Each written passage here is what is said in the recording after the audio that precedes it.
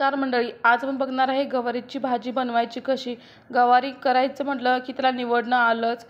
सुकलेली गवारी तर निवडणं शक्यच नाही. तर काय करायचं, एक चाकू घ्यायचा आणि गवारी एकत्र घेऊन ना आपण ते पुढचे शेंडे आणि मागचे शेंडेही कट करून टाकायचे. जर मागचे शेंडे जर खूप लहान असतील ना तर तुम्ही कट नाही केले तरी चालतील. बघू शकता तुम्ही इथे मी कसं केलेलं आहे. सगळ्या गवारी मी एकत्र केलेल्या आहेत आणि हातानं असं तुम्ही काय करायचं, एक लेवल लावून घ्यायचे आहे. बघा इथे मी कशी करते.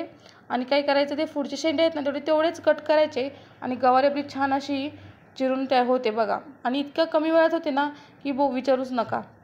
आणि एका साईजमध्ये, एक मोठे नाही की एक लहान नाही, जेवढी आपल्याला साईज हवी ना तेवढ्या साईजमध्ये छान वाटते.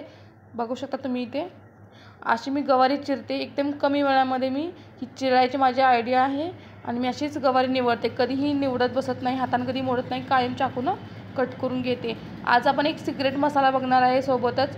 तो यासाठी की ह्या व्हेजिटेबल असतात ना, म्हणजे त्या फळभाज्या असतात ना, त्या पटकन बनवण्यासाठी काय करायचं किंवा पटकन असे तयार होण्यासाठी काय करायचं. तर आपण काय करणार, एक मिक्सरचं भांडं घेणार आहे.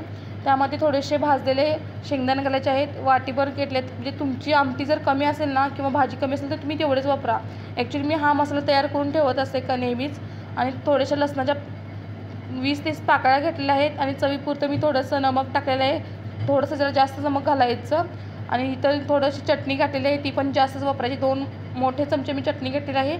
आणि आता काय केलेलं आहे, ही धन्याची पावडर आहे तीही घातलेली आहे. आणि गरम मसाला कोणताही तुम्ही वापरा, गरम मसाला ऑप्शनल आहे. आणि आता छान असं आपण एक मिक्सरला बारीक करून घेणार आहे. तुम्ही बघू शकता इथं हा सिक्रेट मसाला तयार झालेला आहे. आता काय करायचं, कढई गरम करायची. कढईमध्ये थोडी मी बारीक चिरलेली गवारी टाकलेली आहे.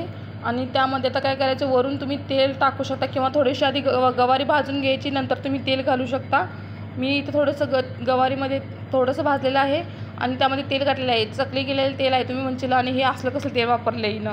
मग छान असं मी भाजून घेतलेलं आहे तेलामध्ये. बघू शकता तुम्ही ते आपली गवारी छान अशी भाजून झालेली आहे. त्यामध्ये काय करायचं, मग असं सिक्रेट मसाला होता ना, तो मसाला यामध्ये घालून तोही छान असा भाजून घ्यायचा आहे.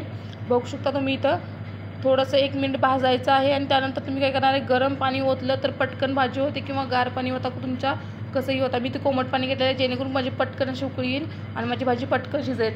बघू शकता तुम्ही ते आपली भाजी गवारीची खूप छान तयार पद्धतीने झालेली आहे. कशी दिसते माझी गवारीची भाजी.